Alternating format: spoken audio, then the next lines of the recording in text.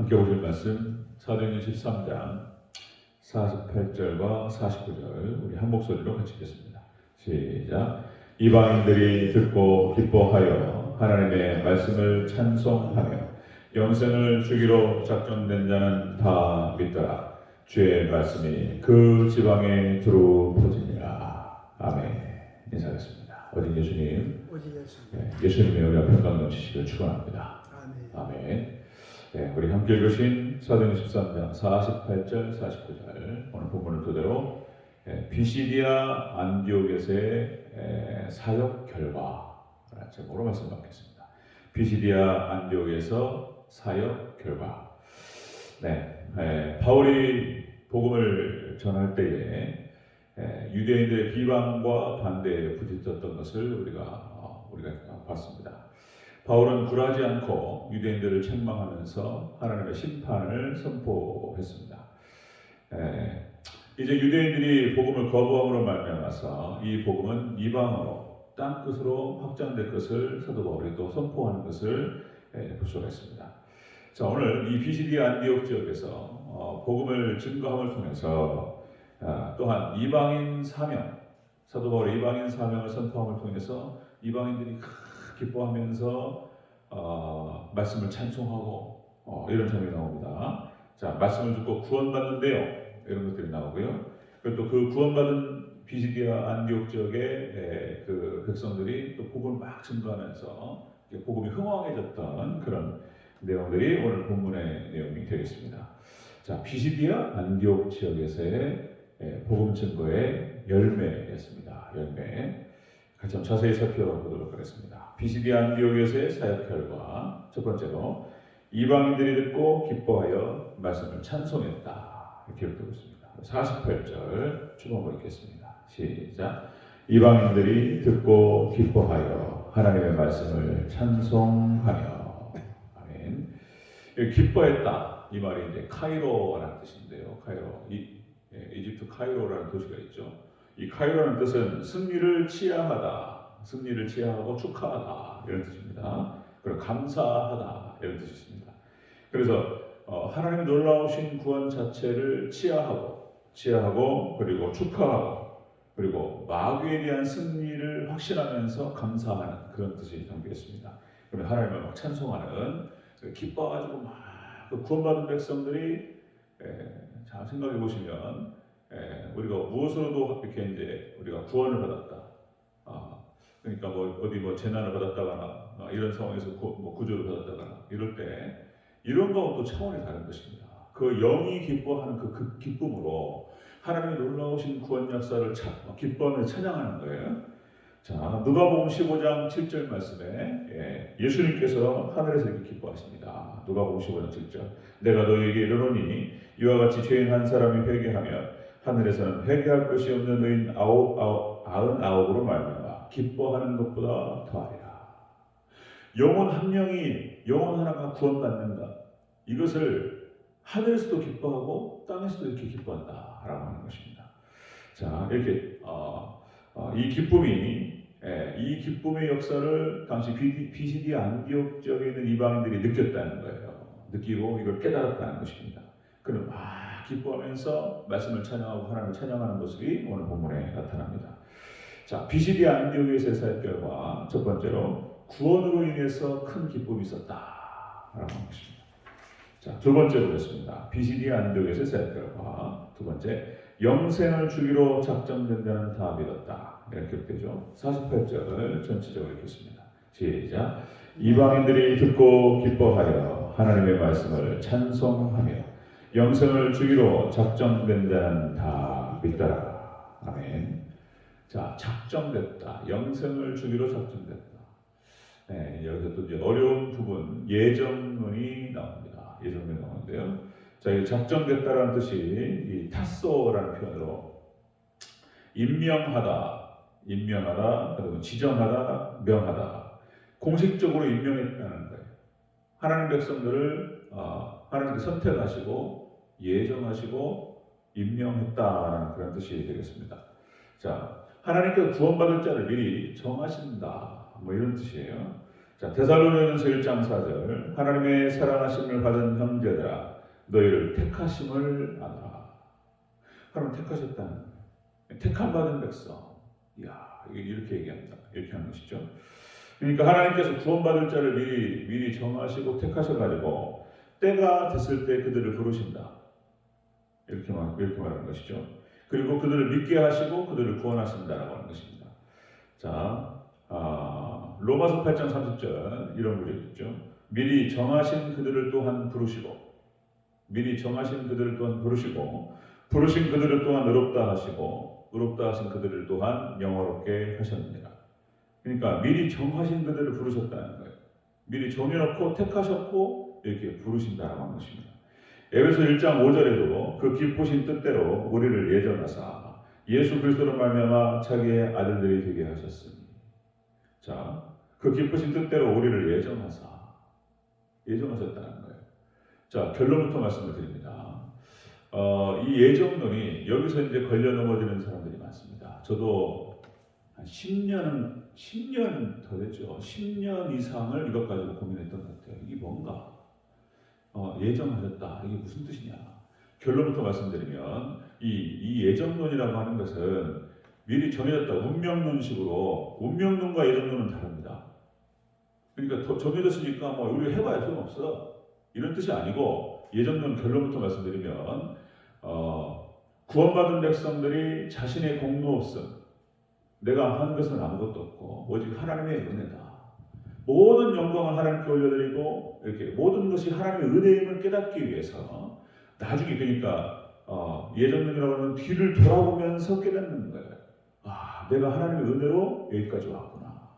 이때 예정론을 얘기하는 것이지 앞으로 가면서 운명론식으로 우리 인생은 정해졌기 때문에 뭐 해봐야 소용없어. 뭐 이런 식으로 생각하라고 세워진 교리가 아니에요. 이거 잘 생각해야 됩니다. 여기서 이제 많은 사람들이 넘어집니다. 자, 그래서 이렇게 또 질문할 수 있습니다. 하나님께 다 정하셨다면서, 다 예정하셨다면서 왜 그러면 가룟유다라든지 그렇게 택함받지 못한 백성들에 대해서는 하나님께서 책임을 물으시는가요? 하나님 정하셔놓고 하나님 다 해놓고 왜 그러면 가룟유다를 구원하지 않으시냔 말이에요. 제 중학교 2학년 때 제 동기 하나가 여기에 걸려가지고 여자 친구였습니다. 아주 똑똑했던 친구였는데 얘가 헷갈린 거예요. 이게 뭐지? 그리고는 거기에 걸려가지고 신앙이 딱 막혀버렸어요. 그리고 이 부분에 대해서 설명해 주시는 선생님도 없었고 아무도 없었습니다. 설명이 안 돼요, 이것이. 그러니까 왜 가룟유다는 그러면 하나님께 사랑의 하나님이시라면서요. 하나님께 사랑의 하나님이신데 왜 가룟유다도 회개시켜가지고 구원하시면 좋은데 왜 가룟유다는 버리시냐는 거예요. 자기는 사랑의 하나님이라고 느끼지 않는다는 거예요. 이제 여기 딱 걸려가지고 얘가 신앙을 잃어버렸습니다. 얘가 이런 거예요. 이런 거. 하나님 다 정해줘놓고 왜 책임을 물으시냔 말이에요. 이것이 이게 설명이 안 됩니다. 자, 이 고민하다가 이제 이게 딱 그 많은 책을 읽고 많은 성경들을 보면서 제가 부딪힌 것이 이제 로마서 9장이었습니다. 로마서 9장에서 그 토기장이 비유가 나오죠. 그러니까 하나님께서 토기장이신데 하나님께서 좋은 그릇을 만드시고 큰 그릇, 작은 그릇 다 귀 있을 그릇 다 하나님 만드신다는 거예요.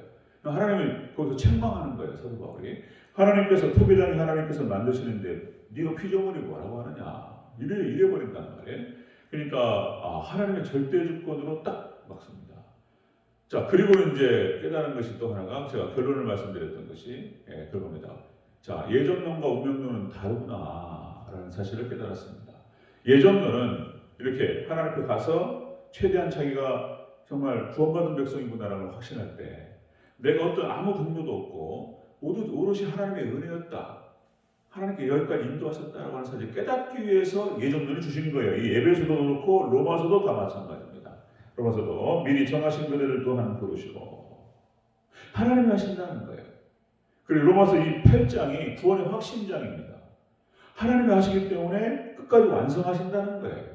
그것을 우리가 믿음으로 바라보면서 고백하면서 구원의 확신을 갖는 거예요. 에베소도도 교회론입니다. 교회론. 그래서 기쁘신 뜻대로 우리를 예정하사 하나님께서 하셨고 여기까지 인도하셨다. 그래서 너희가 기쁨으로 구원을 감사하라. 이런 뜻이지. 앞으로 가면서 뭐 운명론식으로 이제 막 그렇게 가봐 뭐 해봐야 소용없고 다 하나님 정하셨으니까 이렇게 해가지고 완전히 그 시리에 빠져라 이런 뜻이 아니었다는 거예요. 그러니까 이 성경을 잘못 읽으면 이게 이제 고통스럽습니다. 별의별 질문이 다 나오기 시작합니다. 이제 누구는 선택하시고 누구는 유기하시는가?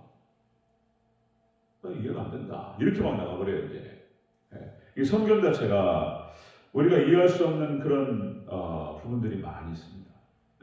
우리가 이것들을 갖다가 이제 잘 우리가 받아들여야 돼요. 우리가 여기 이 부분에서 잘 극복하고 이것들을 우리가 소화하고 넘어가지 않으면 그게 딱 걸려가지고 넘어질 수가 있습니다. 이 예정론이 그런 것 중 하나인데 성경 자체가 다 그렇습니다. 이 부분 중요한 부분이 이제 이해 안 되는 부분들, 뭐 삼일체론도 마찬가지고 뭐지 삼일체론 이게 삼일체론이고, 그러니까 성부 성자 성령이 계시는데 이거 따로 구분되신다. 그런데 이분이 또 하나시다. 뭐 이러니까 이게 뭔 얘기냐? 하나 플러스 하나 플러스 하나. 그러면 셋이 돼야 되는데 왜 하나냐 말이에요. 이게 이해 안 되는 거예요. 성경에서 성경에서 모순을 얘기해요. 성경에서. 그러니까 성육신교리도 마찬가지예요. 우리가 고백하는 겁니다. 예수님께서는 참 하나님이시고 참 사람이십니다. 이게 모순이에요, 이게. 그러니까 성경에서 그런 얘기를 하는 거예요. 성경에서 이게 예정론이 복잡하고 이거 한두 시간 얘기를 해야 되는 건데 여기 나와버려가지고 제가 아우트라인만 얘기 말씀드립니다. 그러니까 우리가 모순이라는 표현이 이제 그런 말이잖아요. 창모자 방패순자. 어떤 참사꾼이 있는데 창과 방패를 활용하는 거예요. 근데 이 창을 얘기하면서 어떠한 방패도 막을 수 있다고 얘기하는 거예요. 어떠한 창도 다 막을 수 있는 방패다. 그리고 창을 설명하면서 어떠한 방패도 뚫을 수 있는 창이다 이런 얘기하는 거예요. 두 개를 같이 놓고 팔아요. 그럼 두 개를 부딪히면 어떻게 되냐는 말이에요. 둘 중에 하나는 거짓말이잖아요. 이게 모순이란 말이죠. 이게 모순. 근데 하나님께서 이런 거예요. 예수님께서는 하나님이시래요. 그리고 또 참 사람이라는 거예요. 이게 뭐냐 말이에요. 이 논쟁이 교부시대 때 첫 번째 논쟁이었습니다. 이 논쟁이 150년이 넘게 가요. 도대체 이해가 안 간다. 그런데 이것을 이제 그렇게 이게 어디입니까? 거기가 니케아 정교회인가요? 딱 결정을 내려요.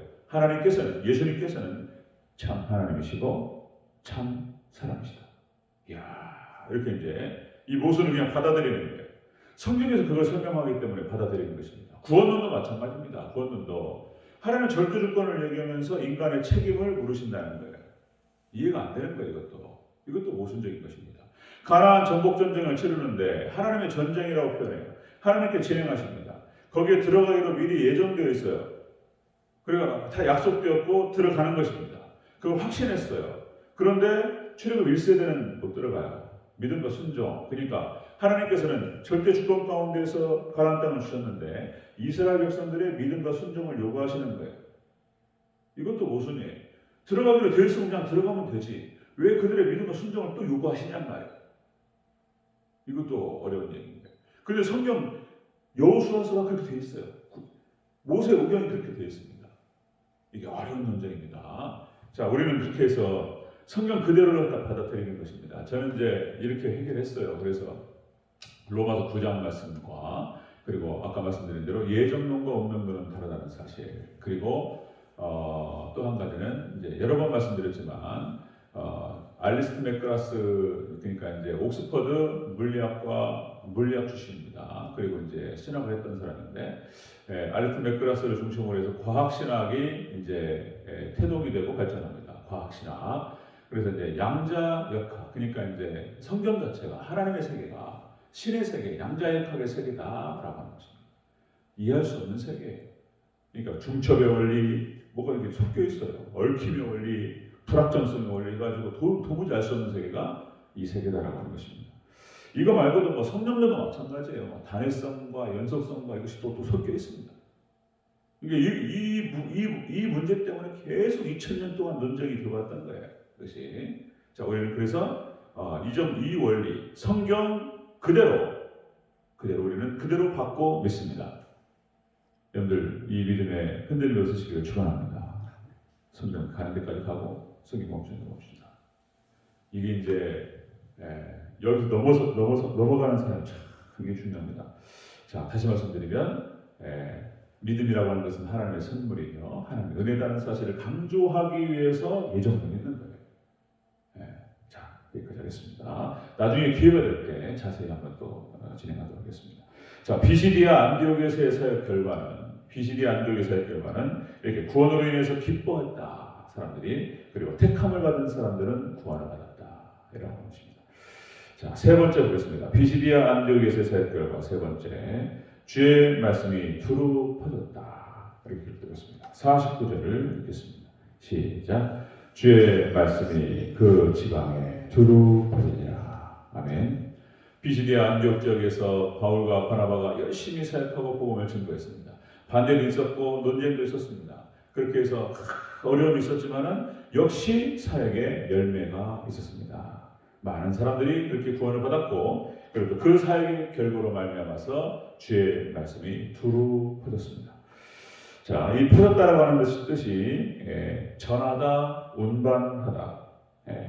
그래서 다른 사람들에게 전하고 증거했다. 자, 우리가 사도행전 12장 24절에 나오거든요. 자, 하나님의 말씀은 흥왕하여 더하여 가더라. 그렇게 하나님의 은혜 가운데서 하나님의 말씀이 복음이 흥왕하면서 그렇게 퍼져나갔다는 것을 보실 수 있습니다.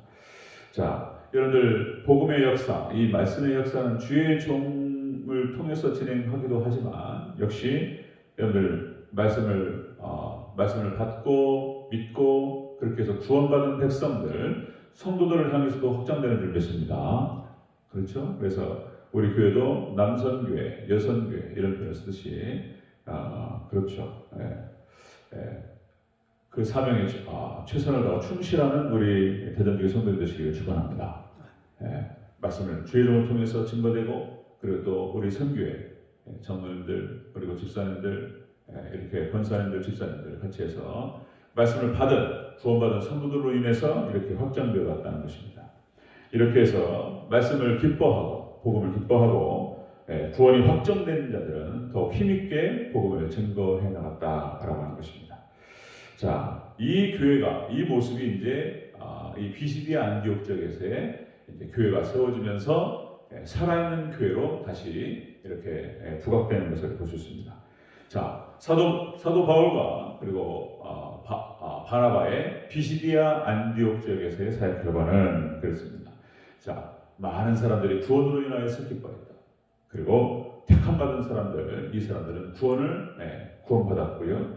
세 번째로 복음이 널리 전파되는 은혜의 역사들이 있었다라고 하는 것입니다. 우리 대전체육교회도 그 같은 구원의 확신 가운데에서 우리 성도님들, 저뿐만 아니라 우리 성도님들도 이렇게 복음의 확장을 위해서 힘쓰는 그런 복된 교회가 되기를 주의 이름으로 축원합니다. 아멘. 기도하겠습니다.